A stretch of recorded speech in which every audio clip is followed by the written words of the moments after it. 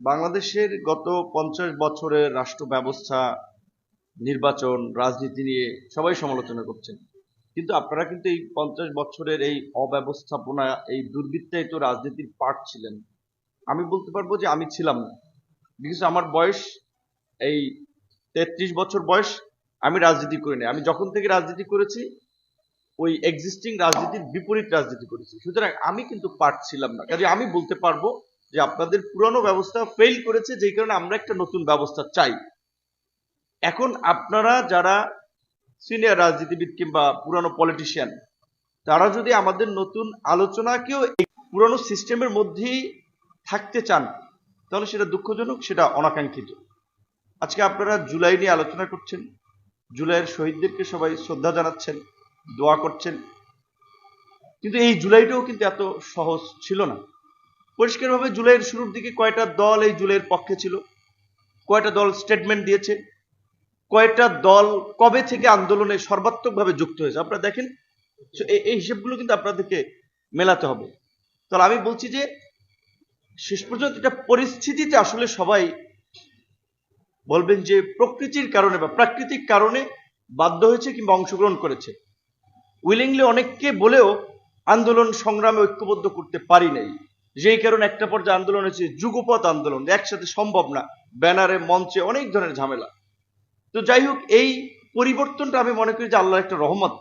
Otherwise এটা খুব বেশি সহজে সম্ভব ছিল, আমরা ধরেই নিয়েছিলাম। আপনারাও তো অনেকে বলতেন যে শেখ হাসিনা যতদিন আছে এই দেশে পরিবর্তন হবে না, শেখ হাসিনা যতদিন আছে শেখের বেটি ক্ষমতায় থাকবি। এটি কিন্তু অনেকে ধরেই নিয়েছে। অনেক বাঘা বাঘা রাজনৈতিক নেতৃবৃন্দ রাজনীতি ছেড়ে দিয়েছেন, দেশের বাইরে পরিবার পরিজন নিয়ে চলে গিয়েছেন। এখন দেশে এসে তো তাদের টাকা পয়সা যখন আগে যা লুকাই রাখছে সেগুলো আপনার সামনে আনছে। অনেকে যারা স্বীকৃত দুর্নীতি এবং অপরাধের কারণে শাস্তি পেয়েছিলেন আদালতের মাধ্যমে, তারাও অনেক এখন বঞ্চিত ছিলেন, নিপীড়িত ছিলেন, ভুক্তভোগী ছিলেন এই অজুহাত। অথচ এই আন্দোলনে কিন্তু তাদের সেই ভূমিকাটা ছিল না। তো আমি এই কথাগুলো বলছি এই কারণে যে বাংলাদেশের আমরা দুর্বৃত্তায়িত রাজনীতির পরিবর্তনের কথা বলে আসছি, লুটপাটের রাজনীতির পরিবর্তনের কথা আমরা বলে আসছি। আবার যখন আমরা এখন আলোচনা করতে যাচ্ছি, আমি এটা খুব আশ্চর্য হচ্ছি অনেকের কথা শুনে, যখন আপনারা ধরে নেন শেখ হাসিনার মতো কাউকে যে প্রচন্ড রকমের শক্তিশালী, তার বিরুদ্ধে কথা বলা যাবে না, তাকে টলানো যাবে না, সে যেটা বলে ওইটাকে স্ট্যান্ডার্ড ধরে আমাদেরকে আগাতে হবে। এখানকার বক্তব্য উঠে এসেছে, দু একজন বক্তা বলেছে অমুক দল বড় দল, কাজী তাদের এই বিষয়ে কি মতামত, তাদের ছাড়া যাওয়া যাবে না, তাদের সাথে আলোচনা করে সমঝোতায় যে কেন আমরা একটা দলের মুখাপেক্ষি হব, কেন আমরা একজন ব্যক্তির মুখাপেক্ষি হব। এই জুলাই গণ অভ্যুত্থান কিংবা এই পরিবর্তন কি কোনো ব্যক্তি, কোনো দলকে কেন্দ্র করে হয়েছে?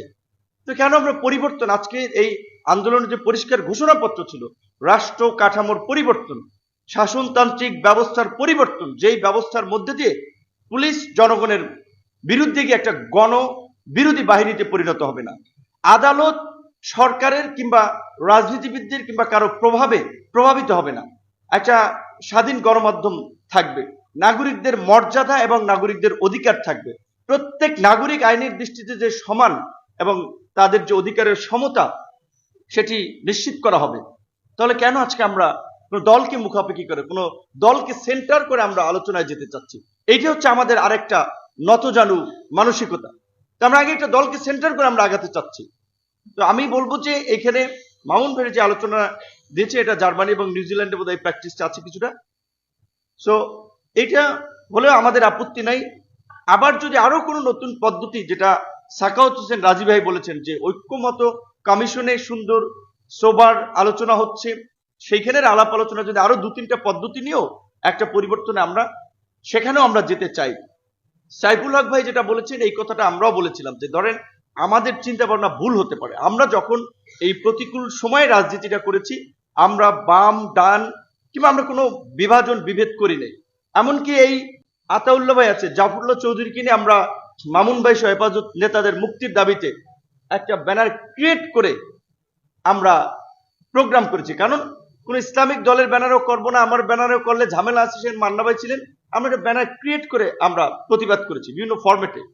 তো এমনকি কোন দলের প্রোগ্রামে গিয়েছি, তারা বলেছে ভাই এখানে হেফাজতের নেতাদের নিয়ে কিছু বললেন না, বা মামুনুল হকদের মুক্তির বিষয় নিয়ে কিছু বললেন না।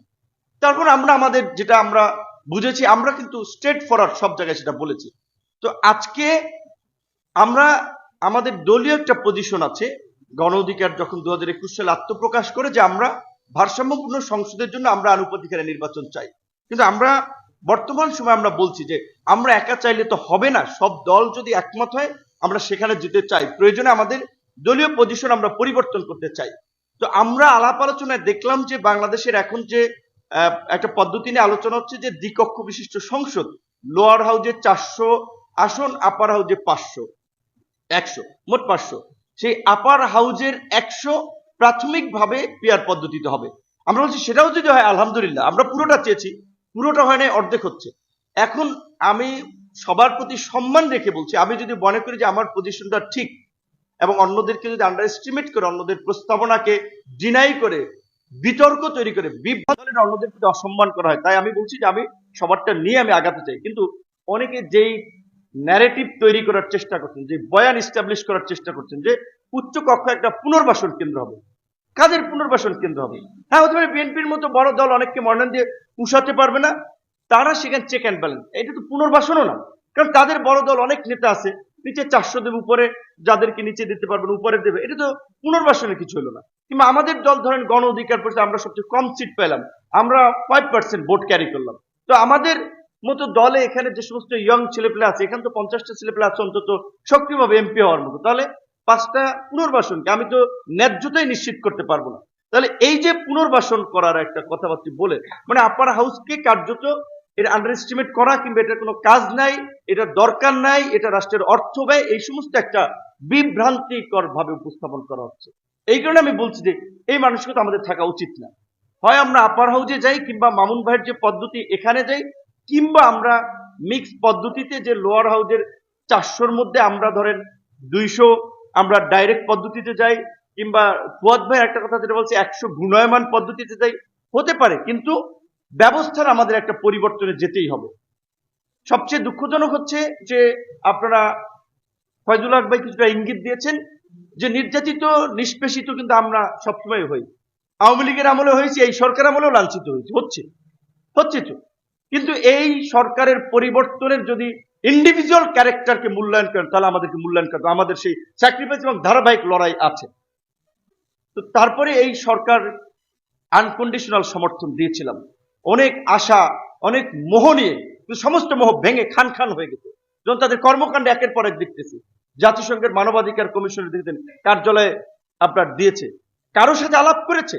এইটা কি এই non political government, interim government এই ধরনের সিদ্ধান্ত নিতে পারে? এখন মার্কিন যুক্তরাষ্ট্রের সাথে টেরিফ আপনার আলোচনায়, সেখানে তারা বলছে যে তারা আপনার প্রকাশ করা যাবে না এমন কিছু শর্ত দিয়েছে, সেই শর্ত পালন করে আপনার এই শার্ট প্যান্ট বেচা অর্থনীতি ঠিক রাখতে তাদের পালন করা লাগবে। কারণ বাংলাদেশটাকে ওই শার্ট প্যান্ট বেচা অর্থনীতির উপরেই শুধুমাত্র ব্যাকবোন দাঁড় করিয়েছেন, বিকল্প নাই। কাজে এখন যদি আমেরিকা এই টেরিফ সমঝোতায় না পৌঁছাতে পারে, অর্থনীতি একটা ভয়াবহ কলাপস করবে, বেকারত্ব বাড়বে, নৈরাজ্য তৈরি হবে। কারণ গার্মেন্টসের 40-45 লক্ষ কিন্তু আপনার মানুষ আছে, এবং এর সাথে আরো অন্যান্য পেশাজীবীরা আছে। তো এই মাঝখানে হইল করিডোর, দেখছেন আপনারা করিডোর, এই রকমের গুরুত্বপূর্ণ ইস্যু আমাদের সাথে একটু আলাপও করলেন না। গতকালকে অনেক নেতারা বৈঠকে বলেছেন, আপনারা দেখেছেন হঠাৎ করে 4টা দলকে নিয়ে বসতেন, তারা 4টে প্রধান দল। কোন ক্রাইটেরিয়ায় আপনারা প্রধান দল? আমরা পরিষ্কারভাবে বলেছি যে সমস্ত দল, আমি সবাইকে ধন্যবাদ দেবো, আমি না, ম্যাক্সিমাম নেতারা বলেছে কোন ক্রাইটেরিয়ায় 4টা দলকে আপনারা প্রধান দল করলেন? একটা দুটো নিবন্ধনই নেই, নতুন দল। তারপরে আবার ডেকেছেন 13 জনকে, আরো অনেক দল আছে, কেন তাদেরকে ডাকেন নাই? সিপিবির আপনার আরো 2-1 জন বলেছেন, প্রিন্স ভাই সহ, যে বিপদে পড়লে, ঝামেলায় পড়লে আমাদেরকে ডাকেন। সচিবালয়ে যখন আনসার ঢুকে তখন আমাদের ফোন দেয়, বাবা দেখো তো ওইখানে কি হচ্ছে, আমাদেরকে লাঠিয়াল বাহিনী হিসেবে ডাকেন। আদালতে যখন কু হতে যায় তখন আমাদেরকে ডাকেন যে তোমাদের ছেলেপেলে পাঠাও। আর যখন পৃষ্ঠপোষকতা করার প্রশ্নটা আসে তখন যাদেরকে করতেছেন তো করতেছেন, আর সবচেয়ে বড় কথা হচ্ছে আর যখন সিদ্ধান্ত, ওই ক্ষেত্রে আমাদের মতামত আপনারা নিচ্ছেন না। তো এই জন্য আমরা বলবো যে এত প্রতিকূলতা, অনেক অপ্রাপ্তি আমাদের আছে, ক্ষোভ আছে, তারপরেও আগামী নির্বাচনের আগে মৌলিক কিছু সংস্কার দেখেন এই সরকার আছে, আপনারা ভিজিবল 2-4টা আমরা পরিবর্তন দেখাতে পারবো যে তারা পরিবর্তন করেছে। সরকারি অফিসে আদালত সব সোজা, কোনো ঘুষ নাই, দুর্নীতি নাই, অনিয়ম নাই। পরিবর্তন নেই। আমরা দেখতাম যে আমরা জেলা পর্যায়ের মানুষ স্বাস্থ্যসেবা পাচ্ছে হসপিটালগুলোতে, খুব সুন্দর একটা পরিবেশ। আমাদের এই বিশ্ব মানবতার দূত শান্তিতে নোবেল বিজয়ী ডক্টর ইউনূসের সরকার এটা করেছিল। সব জেলা পর্যায়ের হাসপাতাল নিট অ্যান্ড ক্লিন, উন্নত মানের চিকিৎসা। কোন জায়গায় আমরা এই পরিবর্তনটা দেখতে পাই। তাহলে আমরা কি পরিবর্তনটা আমরা আশা করেছিলাম? কাজে এই মৌলিক একটা পরিবর্তন আপনারা যেটা বলেছেন না, এইবার খালি একটু শুরু করি, সামনে আরো ওই ইয়া ভাই বলেছে, সামনেও আঞ্চলিক ভাষায় বলেছে, সামনেও মানে অনেক কিছু গেডি ধাক্কার কথা ভাই বলেছেন বরিশাল ভাষা, আঞ্চলিক ভাষায়। এত সহজ হবে না। পরিবর্তন যদি এইবার করতে না পারেন 50 বছর পারবেন কিনা সন্দেহ আছে। তাই আমি অনুরোধ করব মৌলিক জায়গায় আমরা যেন অন্তত পরিবর্তনের প্রশ্নে কিছুটা একমত হয়ে কাজ করি। সবাইকে ধন্যবাদ।